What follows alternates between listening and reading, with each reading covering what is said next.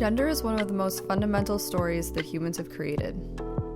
It is a story about each one of us that begins being told even before we are born. It is told over and over again throughout our lives, sometimes in ways that resonate with how we feel inside, and other times not at all. Our gender story intersects with other aspects of our personal experiences and social position. Our physical and mental abilities, whether we're rich or broke, what racial categories we're perceived to be, our geographical location, and so on.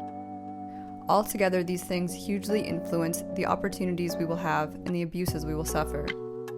Gender is a means for society to categorize people along a masculine and feminine binary, reserving different forms of treatment on that basis. Being labeled as a male or a female is meant to dictate everything, from how you look and behave to who you find attractive, to the roles you take in family and society. The stories reinforcing the gender binary are socialized through institutions such as family, work, religion, law, and healthcare, as well as the constant barrage of visual messaging through various forms of media.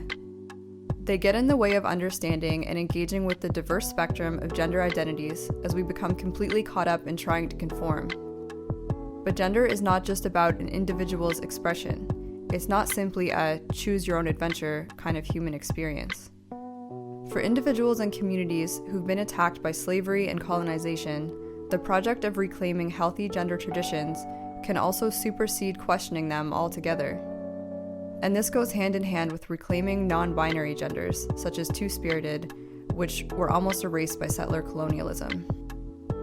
In other instances, intentionally conforming to binary gender norms allows us to fund our projects through sex work or physically survive periods of incarceration. These are also survival mechanisms against the relentless onslaught of patriarchal and colonial capitalist violence. Within this system, anarchists have found a variety of ways to respond. For some of us, the abolition of gender is a central project. Queerness is seen as a negation of not only the gender binary, but of all gender categories. This perspective is especially important to combat the tendency of liberal reformists to recuperate new identities into the status quo, without fighting against or even acknowledging its fundamentally violent underpinnings. It is sickening to find our long traditions of queer and feminist struggle being twisted into hiring campaigns for gay police or women CEOs. Therefore, anarchist approaches to gender must also maintain an analysis of race, class, colonialism, and power, and it must reject inclusion or representation in the mainstream. For other anarchists, however, queerness is not a negation, but a valid and true expression of our inner selves. Creation and experimentation with gender is meaningful and beautiful, and even masculinity and femininity are important aspects of this. Gender can be a way we build solidarity, create community, and celebrate ways of being in the world. Under patriarchy, the gender binary gets weaponized, and gender becomes a system for categorizing the world and distributing power. It's a set of practices that we do with our bodies through capitalism, patriarchy, and white supremacy. Toxic masculinity, perpetrated primarily by cis men, serves the purpose of inflicting violence on gender transgressors in the form of domestic abuse and queer bashing.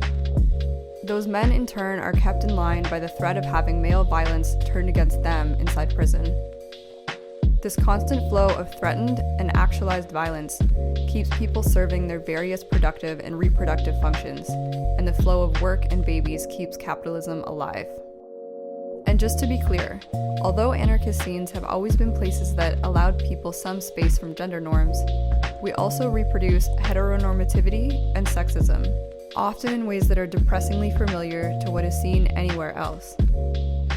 When this happens, we employ a number of responses, from survivor retaliation to accountability processes, to women and trans-only organizing.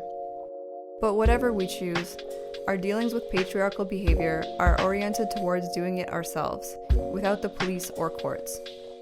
The intention is to learn ways of distributing care so that intervention into toxic gender dynamics happen before any harm ever gets done. So regardless of who you are, find comrades and accomplices, people you can trust and be vulnerable with. Learn to care for others in the ways that you need to be cared for, and share in all the different kinds of labor that keep you alive. The fight to reclaim the telling of your own gender story will be a struggle that may last your entire life. Don't do it alone.